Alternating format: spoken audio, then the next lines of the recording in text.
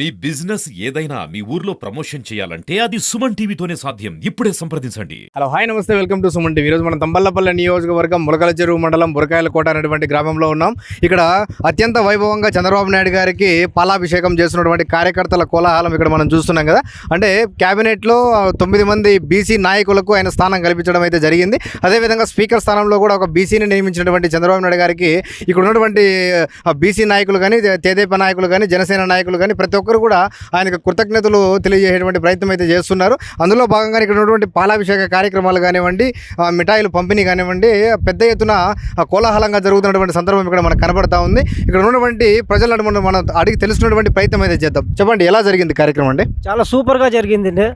స్వర్గీయ శ్రీ నందమూరి ఎన్టీఆర్ స్థాపించిన తెలుగుదేశం పార్టీ జగన్మోహన్ రెడ్డి 5 ఏళ్ళ ముఖ్యమంత్రిగా ఉండి రాష్ట్రాన్ని చీన దిశలో తీసుకుపోతే మన చంద్రబాబు నాయుడు గారు ఎన్డీఏ కూటమి లేకపోయి సూపర్ 6 పథకాల్లో మేనిఫెస్టో పెట్టి రాష్ట్ర వ్యాప్తంగా 164 స్థానాలు మనకు వచ్చేట్టుగా ఏర్పాటు చేశారు పవన్ కళ్యాణ్ గారు, చంద్రబాబు, మోడీ గారు.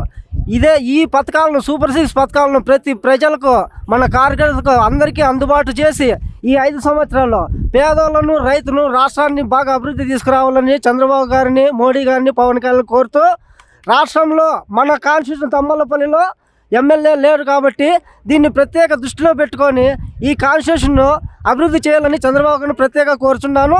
ఇంతకుముందు చంద్రబాబు గారు ముఖ్యమంత్రిగా లేనప్పుడు చంద్రబాబు నాయుడు గారికి అయితే పల్లెలో నేను కోరినాను, మీరు దత్తత తీసుకుంటారు తంబళ్లపల్లిని అని చెప్పినారు సార్. మీరు తీసుకోవాలంటే చెప్పినాను, ఈసారి ఖచ్చితంగా తీసుకుంటా అని చెప్పినారు. తంబళ్లపల్లి కాన్స్టిట్యూషన్లో ఒక పరిశ్రమ కావాలని చంద్రబాబు నాయుడు గారు అడిగినాను. మీరు మళ్ళీ ముఖ్యమంత్రి అవుతారని ఓడిపోయినప్పుడు చెప్పినా, ఇప్పుడు ముఖ్యమంత్రి అయినారు కాబట్టి బురకాయల కోట గ్రామాన్ని ములకల చెరువు మండలం ఒక కంపెనీ ఇవ్వాలని చంద్రబాబు గారికి ప్రత్యేకంగా నేను అడుగుతున్నాను. జై తెలుగుదేశం, జై ఎన్డీఏ, జై జనసేన. ఈరోజు కేంద్రంలో కానీ రాష్ట్రంలో కానీ వచ్చిన గవర్నమెంట్లు బీసీలకు క్యాబినెట్లలో అధిక ప్రాధాన్యతనిస్తూ 9 మంది ఎమ్మెల్యేలకు ఈరోజు క్యాబినెట్లో స్థానం కల్పించి మరియు స్పీకర్ స్థానాన్ని మరియు అత్యున్నతమైన పార్టీ అధ్యక్ష పదవిని ఈరోజు తెలుగుదేశం పార్టీ అధ్యక్షులు నారా చంద్రబాబు నాయుడు బీసీల పట్ల చిత్తశుద్ధితో మెలుగుతూ ఈరోజు బీసీల గౌరవాన్ని పెంచే విధంగా ఈరోజు మనకు గౌరవం ఇవ్వడం జరిగింది. అదేవిధంగా అందుకోసమే ఆయనకు పాలాభిషేకం చేస్తూ ఆయన గౌరవాన్ని పెంపొందించే విధంగా చేయడం జరిగింది. ఈ నియోజకవర్గ పరిస్థితికి వస్తే ఈ నియోజకవర్గంలో ఒక పోలీస్ అధికారి, నియోజకవర్గానికి సంబంధించిన పోలీస్ అధికారి వైసీపీ నాయకులకు తొత్తుగా వ్యవహరిస్తూ ఇసుక దందాలు కొనసాగిస్తున్నారు.